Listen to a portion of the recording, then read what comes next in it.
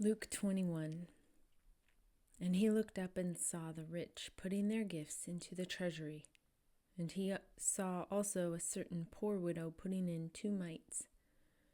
So he said, Truly I say to you that this poor widow has put in more than all.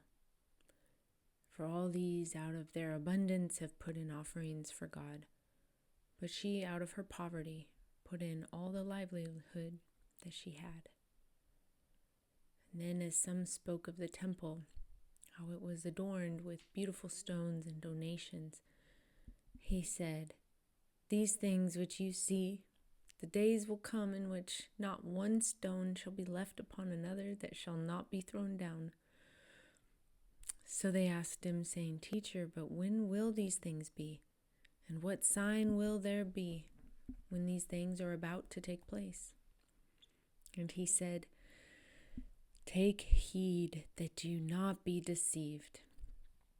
For many will come in my name, saying, I am he, and the time has drawn near. Therefore do not go after them. But when you hear of wars and commotions, do not be terrified, for these things must come to pass first. But the end will not come immediately.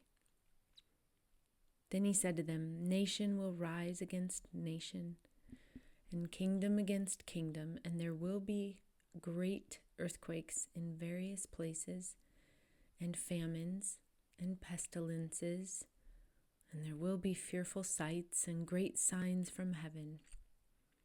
But before all these things, they will lay their hands on you and persecute you, delivering you up to the synagogues and prisons. You will be brought before kings and rulers for my name's sake. But it will turn out for you as an occasion for testimony.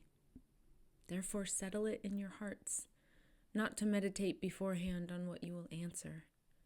For I will give you a mouth and wisdom, which all your adversaries will not be able to contradict or resist. You will be betrayed, even by parents and brothers, relatives and friends, and they will put some of you to death. And you will be hated by all for my name's sake. But not a hair of your head shall be lost. By your patience, possess your souls. But when you see Jerusalem surrounded by armies, then know that its desolation is near. Then let those who are in Judea flee to the mountains.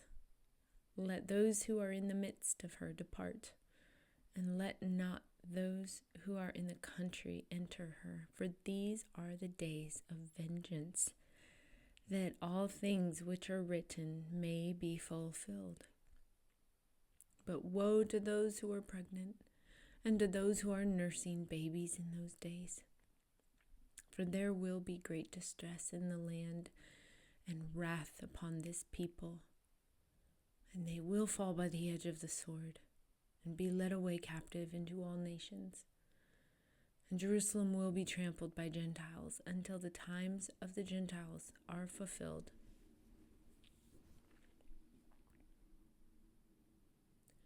And there will be signs in the sun, in the moon, and in the stars, and on the earth distress of nations, with perplexity, and the sea and the waves roaring. Men's hearts failing them from fear and the expectation of those things which are coming on the earth, for the powers of the heavens will be shaken.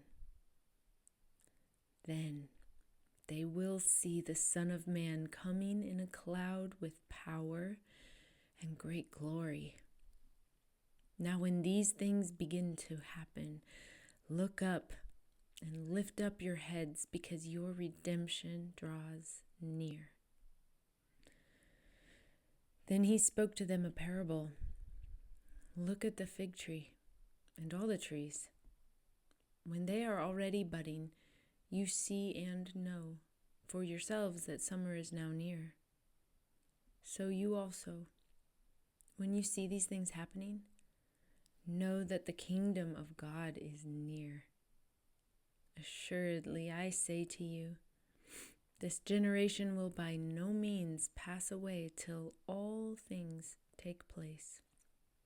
Heaven and earth will pass away, but my words will by no means pass away. But take heed to yourselves, lest your hearts be weighed down with carousing, drunkenness, and cares of this life, and that day come on you unexpectedly. For it will come as a snare on all those who dwell on the face of the whole earth. Watch therefore and pray always that you may be counted worthy to escape all these things that will come to pass and to stand before the Son of Man. And in the daytime he was teaching in the temple, but at night he went out and stayed on the mountain called Olivet. Then early in the morning all the people came to him in the temple to hear him.